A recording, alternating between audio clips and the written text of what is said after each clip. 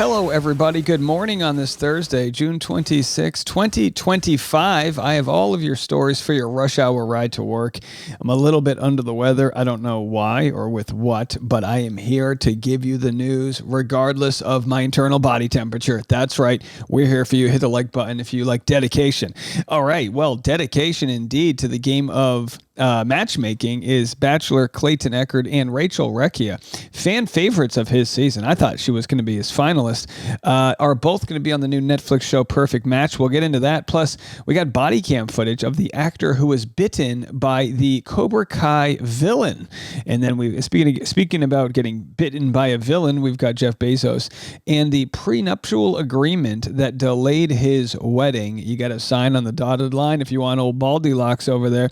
And then we've got Baldoni Hope, a little shot of hopium for all of you guys. Why people who support Justin Baldoni feel sort of an insurgence that they're on the right side. The momentum has shifted so quickly. It's a game of tennis, folks. We'll get into that. And then Trump now reveals that the intelligence regarding Iran's nuclear facilities not being destroyed completely was accurate. And then he gets confronted by a BBC journalist from Ukraine on why he didn't stop the war on day one. All these stories and more. It starts right now on The Rush. Well, you don't just marry a billionaire and get away without a good old prenup. Jeff Bezos' wedding was by the way, did I spell his last name wrong? Who cares? His wedding was reportedly pushed back due to prenuptial issues. I'm guessing Laura Sanchez, she didn't send it prime. Okay, folks, come on. We're here all day. He's a mega billionaire, and clearly, as I've said, clearly not being taxed enough as he's got this $10 million wedding he's burning his hands through. Well, his first wife, novelist Mackenzie Scott, they were married back in 93. Scott helped get Amazon off the ground, but their 25-year union ended in 2019 after the tabloid Inquirer published leaked sex between Bezos and Sanchez. All right, from one to the other, he's in this. So anyway, he, of course, separated. It was the highest dollar divorce in history, fracturing the pair's fortune and leaving Scott with tens of billions of dollars in Amazon shares. Now, Mackenzie Scott has pretty much donated it all because, honestly, who needs more than 50 million? Like, who among us needs more than 50 million? Now, when you get to Bezos' size, you're talking thousands of times bigger than that. Don't check me on the math. We covered this story a couple days ago. Absolutely wild. Cobra Kai's Alicia Hannah Kim roars at Martin Kove over alleged bite on body cam. So he's been a star of this series for a long time, and I guess he thought he could get away with this. Now, I'm going to play the clip for you. We don't have the actual bite, but it left a mark. The cops are there. He's basically admitted to doing this, and he just says, my bad. Have a listen. You cannot bite people. That is not okay. That is assault. And it's 100% up to her if she wants to pursue charges. I'd like to understand why you did that. I apologize. I was just playing because we're very playful together, and I bit down too hard, and I meant to She's got a mouth mark on her. I know. No, we do not play like that. No. I apologize. So she goes, we do not play like that. That's words that you say to your 1-year-old baby. We put your brother down. We don't play like that. I mean, listen, this is ridiculous. He's an 80-year-old man. Is it lead poisoning? Has he always been treated this way? Did he not realize his position of power? I can't speak for him. I certainly can't defend him. This is wrong. And if she wants to become the star of Cobra Kai, I'm telling you right now, the writers are going to be working very fast to get her a bigger storyline. I haven't followed the show since the first couple seasons, so I'm not really sure how high up she is in the ranks. But I think she just got a lot of job security. Now, that shouldn't be the case. If she wants to press charges, she's in her right too. I'm just telling you right now, if she presses charges against him, one of the stars of Cobra Kai, she's not getting her storyline cut anytime soon. No, I am really pissed. You have left a mark on my body, which in your 80-year-old brain, you think is play. Sir, were you raised in a ditch? Is that how people treated you when you were a child? You yelled at me. The audacity. How dare you, sir? How dare you? How dare you? She's shaming him. Good for her. This woman is strong. You love to see it. We'll have updates as they come. So yeah, pretty wild stuff. And this all happened at like a public Cobra Kai event. The fact that she was willing to just go call 911, good for her for knowing her worth. Well, the NBA draft went down and Cooper Flagg tag goes number 1. He's 18 years young. Can you believe this? The weight of the world on his shoulders there. At least he'll be in Dallas. Does anyone watch basketball in Dallas? No, I know. Traditionally, the number 1 draft pick goes to a weaker team. So you only got a couple games before you better deliver. So we'll be following on you. All right. Speaking of delivering maybe the Liver King to a mental asylum. No, seriously. Joe Rogan called the cops, says Liver King is mentally unstable. I heard he's got a drug problem. We covered this yesterday. Look, Joe Rogan could fend for himself. He's like a jiu-jitsu champion, He'll, kick Liver King and, shoot ivermectin in his eyeballs. I don't know what he'll do. Ivermectin is a perfectly fine dewormer and is used for viral. Okay, whatever. But, has been proven. Okay, I'm not getting into it, folks. Take whatever you want. It's your own body. Joe Rogan talked with cops, and he basically said this guy is significantly unstable. In new documents, the fearmonger host told them he interpreted Liver King's string of social media rants as threatening, which is why cops were called. It eventually led to Liver King being arrested on a charge of making a terroristic threat. I agree. They looked pretty whack. So, what can you do? Joe Rogan, he's got to take care of his family. He's got to make sure that, things are running smoothly. He can't protect everybody. So you got to make sure this guy knows you just don't get to make threats like that. All right. Well, let's get into this. A cop on cop violence. Deputy shoots partner with a taser. I wasn't meaning to shoot the partner. The viral video shows the moment. I'm not going to show the video here because I don't want to get demonetized, but it's the moment a sheriff's deputy in Florida. Why does this always happen in Florida? Accidentally shot his partner in the back with a taser, and it looked painful. Yeah, listen, I think every, and by the way, all the female cops are going, whew, I'm glad it wasn't a female. I'm glad this wasn't. But this is ridiculous. This, if you can't hit the target, and also like the cop that's holding this other guy looks double his size anyway. So only in Florida, folks, only in Florida. Well, we covered this story yesterday, and I'm going to get into it a little bit deeper today. This was the letter that was written by Jennifer Abel and the legal team that wants the Van Zandt subpoena to be brought to light, right? This is the big, or one of the two big things going on in the Baldoni versus Lively case. So just read this just to catch you guys up. The facts speak for themselves. The Van Zandt complaint asserted only a bare-bones breach of contract claim, bereft of factual allegations against 10 Doe defendants, who, although parties to an allegedly breached contract with Van Zandt, were never named or served. Now, the truth is, the Van Zandt subpoena was a sham subpoena, right? There were never any John or Jane Does. It was meant to get text messages from Jennifer Abel, who worked at Jones Work. The only way to receive those legally was through a subpoena. As it turns out, the subpoena was garbage. Now they're bringing this to light after the judge dropped some other, basically the defamation case that Justin Baldoni was seeking. There is no conceivable link between Abel and Van Zandt, or the unspecified contract that the Doe defendants allegedly breached. In other words, Van Zandt had no discernible need for the information Jones obtained from Abel's cell phone. After the Van Zandt subpoena's return date, the Van Zandt action was dismissed without any other proceedings and without ever having requested the assignment of a judge.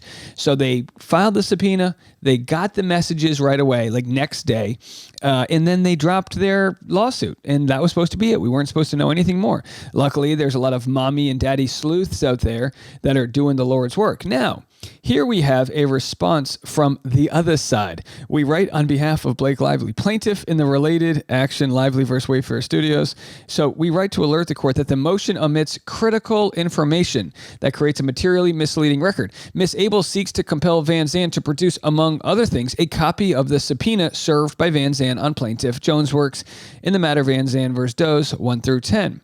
The motion omits, however, the fact that Ms. Abel and the other Wayfair parties have been in possession of the subpoena and documents produced in response to that subpoena since no later than May 16th, 2025. Now, the other side, I know we're getting into the thick of things here, but the other side, Baldoni's side, says, hey, we only received a copy of the subpoena. We don't know what was left out, what wasn't. Nobody has seen the subpoena. Was there something in there that, of course, will make Blake Lively's Van Zandt dead to center? We'll have to see.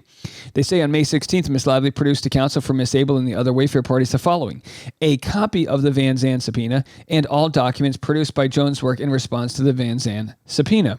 So either way, there's a lot of information not being shared with the judge. Now, what's interesting is the law firm currently that is representing Van Zandt, Blake Lively, it is a coincidence, and this is from Same Girl, Different, I don't know what her username is here, but she said, is it a coincidence that a law firm currently facing ethics violations allegations was chosen to block discovery for Van Zandt? I noticed on the motion to compel that Van Zandt is now being represented by a different firm than the one that filed the allegedly sham lawsuit. And again, what people have said was the firm that fired the lawsuit can no longer or shouldn't be representing themselves, because it's like they're in the case now.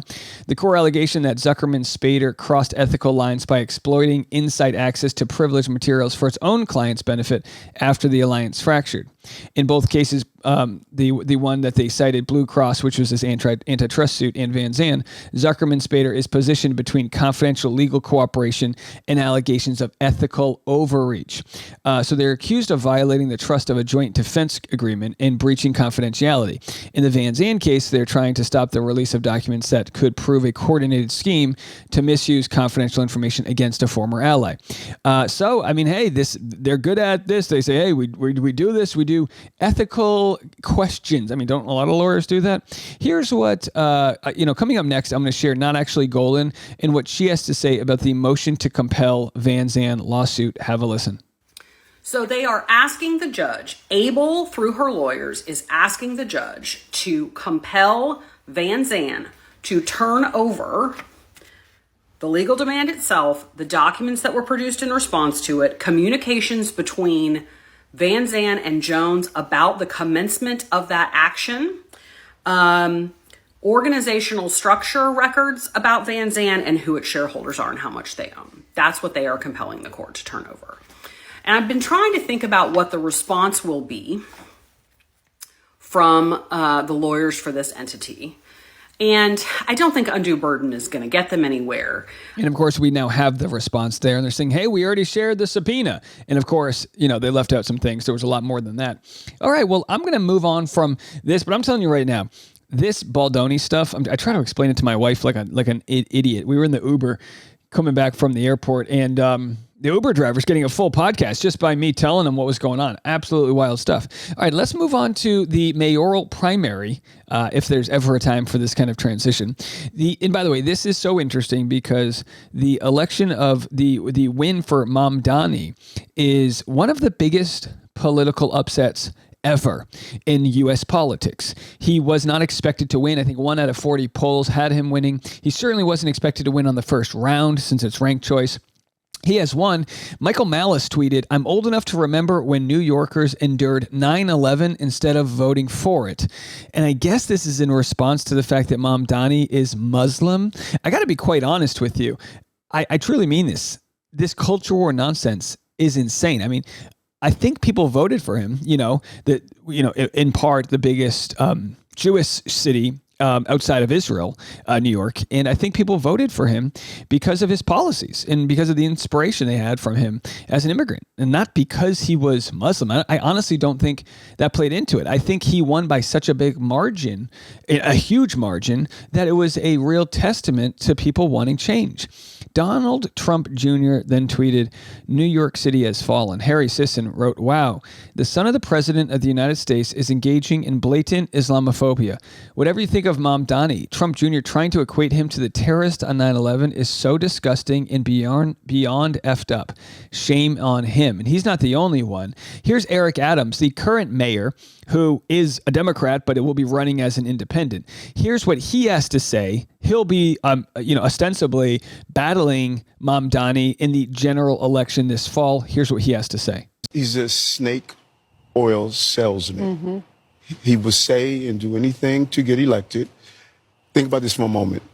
He wants to raise 1%. He wants to raise tax on 1% of New York's high-income earners. As the mayor, you don't have the authority to do that. You know who has the authority to do that? An assemblyman, which he is. He wants to do free buses.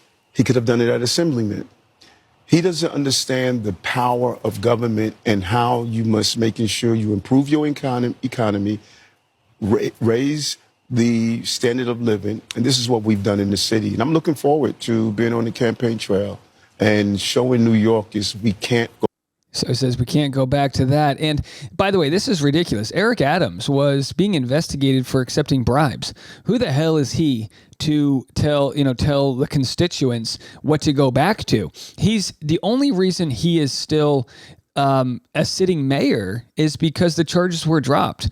But the charges in the Eric Adams trial, and again, it was like he accepted like Turkish Airlines credits and first class flights and hotels in exchange for getting, projects kind of moved along faster or whatever. It was sketchy as hell. But it's like, if that's what they caught him on, what the hell else was he doing? So here's what's interesting about the Department of Justice who dropped the case. The Department of Justice wanted to drop the case with prejudice, meaning permanently. Excuse me, I have that completely wrong. They didn't want it dropped with prejudice. They wanted to be able to hang this case over his head so that they could do his bidding. Basically, they had a case where they could make it so that, hey, we're going to drop the charges, but if you don't play along, we are going to be able to charge you in the future. A judge ruled not to do that. Ho dismissed the case with prejudice. It's a crucial distinction. Recall that the failed scheme hinged on the administration being able to keep the charges hanging over Adams, hence the apparent reason why Bo fought so hard not merely to dismiss the case, but to do so without prejudice, so that the charges could be revived in the future if the administration were to become displeased with Adams' political cooperation on immigration enforcement or anything else. Prosecutors who resigned said amounted to a quid pro quo, which Bove and Adams denied. It was an absolute quid pro quo. The top prosecutors quit. They quit their job because they didn't want to be a part of the weaponization of the Department of Justice to basically make Eric Adams their bitch. So here's what the Florida governor had to say about the presumptive Democratic nominee, Mamdani. When you have a candidate who wants to abolish the NYPD, never said that. Who says, well, we're not going to send police into these high crime areas. We're going to send social workers. That ain't going to end well. So what Mamdani said he wanted to do, he said basically these police officers are working crazy overtime, so they're getting paid time and a half, and they're getting paid all of this extra money because they're all working overtime. Rather than have 7 police officers on a scene working overtime, maybe have 5, and maybe the other 2 people would be mental health experts that can deal with a situation that needs compassion and guidance and training, and not a situation that the cops deal with where they just try to shoot a guy.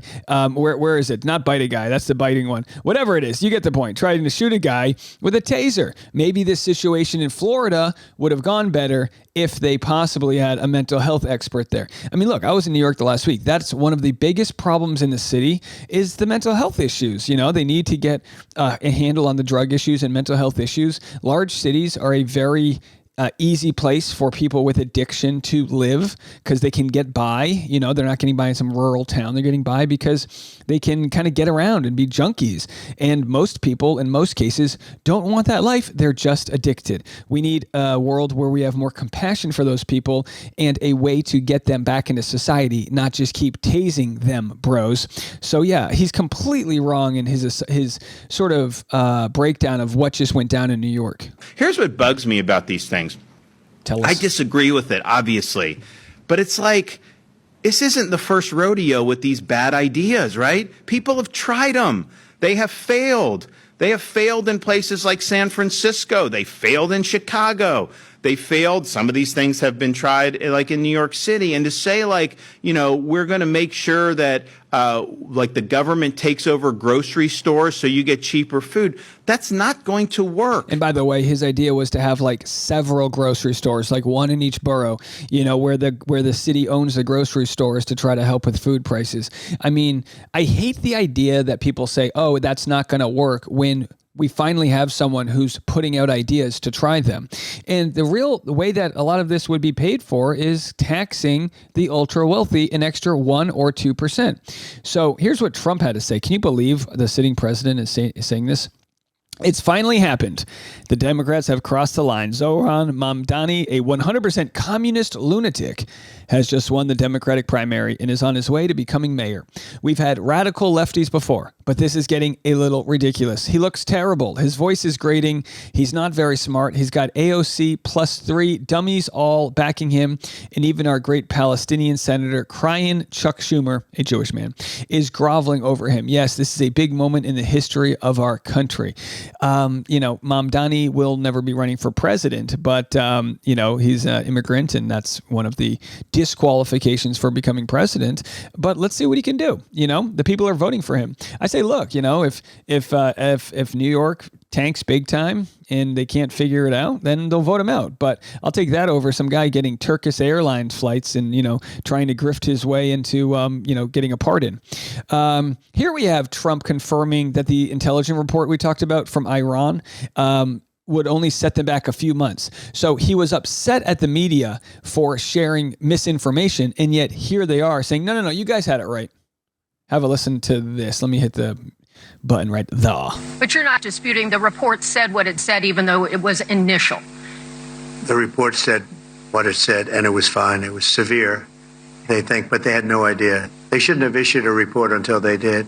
But we've gotten the information. I think he says they shouldn't have issued a report until they did. Meanwhile, Trump literally tweeted from his gold-plated shitter on Air Force One, immediately after the thing happened, claiming victory. He said it better than you can say it. And, you should be proud, especially you, should be proud of those pilots, and you shouldn't be trying to demean them. No, those pilots flew at great risk, a big chance that they've never come back home. Good for her for sticking up. She said there's a difference between asking a question. So Trump's trying to play that game they did when the Dixie Chicks, remember when they got banned from country music back in the day, speaking out against George W. What's his name? Bush. Okay, George W. Bush. Is that his name? Anyhow, the Dubs. They got benched because back in the day, we didn't have internet and you could control the situation. So Trump's trying to say you're disrespecting the troops. This is like exactly when Colin Kaepernick took a knee. He goes, I'm taking a knee to protest police brutality, period. And then everyone's like, oh, the troops are being disrespected. You know which troops are being disrespected? The ones who served our country, the Marines whose parents, whose mothers are being deported by ICE. So fuck you, Trump, trying to tell her she's disrespecting the country. She's one of the few reporters that we've seen with enough brass ovaries to cover this and ask their smart questions and not just bend the knee to you. And see their husbands or their wives. Let me just tell you, you and NBC, fake news, which is one of the worst, and CNN, New York Times, are all bad. They're sick. There's something wrong with them. You know what? You should be praising those people instead of trying to find some. By trying to go and get me, you're hurting those people. They were devastated. I got a call from Missouri, great state, that I won 3 times by a lot. And I got a call that the pilots and the people on the plane were devastated because they were trying to minimize the attack. And they all said it was hit. And you know what they said? One of them, I spoke to one of them, said, sir, we hit the site. It was perfect. It was dead on. Because they don't understand fake news, because they have a normal life, except they have to fly very big, very fast planes. The fake news one. What the hell was that? That's our president. What's more crazy, Donald Trump's response or that Cobra Kai actor who bit Alicia Hannah Kim? I don't know which one's crazier, to be quite honest. All right, so let's move it on. 2 more stories to get to. Here's another very strong-minded reporter asking Donald Trump, hey, remember you said you were going to end that Ukraine war on day 1? Well, how's it going? BBC News Ukrainian. Where are you from? I'm from Ukraine. Oh. So my question to you is whether or not the U.S. is ready to sell anti-air missile systems Patriot to Ukraine. We know that Russia has been pounding Ukraine really heavily right now. Are you living yourself now in Ukraine? My husband is there. Wow. And I can see you it's amazing. And me with the kids, I'm in Warsaw actually, because he wanted me to be. Is your husband a soldier? No? He's there now? Yeah. Wow. That's rough stuff, right? That's tough. And you're living here? in Warsaw. Is he trying to pick her up? I don't. Is he hitting on her? He's like, well, your husband's far away. I've always wanted to see Warsaw. Why don't we take this Qatari flight out and have some, I don't know, Polish sausages? What do you want? Okay, let's go on with this. But by the way, you have to remember when everyone was saying, "Oh, we don't want the U.S. to spend our taxpayer money on funding Ukraine," Vladimir Zelensky said, "Well, we'll pay for it. We'll pay for it in whatever way. We'll give you these minerals. Just we need defenses. We're fighting for our lives." The Ukrainian soldiers fighting for their lives, like that woman's husband. Trump knows nothing about that, as he got his father to pay a doctor off to talk about his bone spurs back in Vietnam, right? He knows nothing about the bravery of these soldiers. So how rich of him to, basically confront other people that say, you have no idea how brave they are. Well, do you? Do you have any kids or grandkids or anyone who's fighting in these wars that you're starting? You're a reporter. I am. Good. So let me just tell you, they do want to have the missiles, okay, as they call them, the Patriots. And we're going to see if we can make some available. They're very hard to get. We need them too. We were supplying them to Israel, and they're very effective, 100% effective. Hard to believe how effective. And they do want that more than any other thing, as you probably know. That's a very good question, and I wish you a lot of luck. I mean, I can see it's very upsetting to you. So say hello to your husband, okay? Well, he's fighting a war with weapons that he no longer has provided to him, and she's in another country asking you if you're going to help provide some of these weapons. Okay, you guys get the point. And finally, here's a video for the rest of us if we're not convinced we live in a dystopian hell. Here's a video arresting people in wheelchairs protesting Medicaid cuts. That's right. There's going to be massive Medicaid cuts, and there they are in their scooters, and they're being arrested zip-tied as they were there, I guess, to peacefully protest. I don't see anyone getting up and fighting these officers. I mean, are they going to claim that they had their arms, they were laying hands on them? So, yeah, and by the way, whatever you think of all of this, folks, whatever you think of this is the type of stuff that will be on display for a very long time as the Republicans that are letting this stuff slide, those that are in office, Congress, and the Senate, they're letting this stuff happen under their nose for fear that they're going to get voted out. Well, let me tell you something. They don't stand a snowball's chance in hell. All right, that's it for me right now, folks. Lots of content to get to this afternoon. I'm going to try to stay hydrated, and hopefully I'll be feeling well. I had my tea. I appreciate all the people out there that want to make sure I'm doing okay. I hope to be thriving this afternoon. Check back. We'll see you then. As always, and by the way, I should be live at 11 a.m. East Coast time, patreon.com/Dave Neal, to do my private Patreon member live stream. And I'll be there if anybody wants to check in. Hopefully, if I'm not there, send flowers. Okay, we'll be back in a little bit. Have a good one. I'm Dave, and this is The Rush.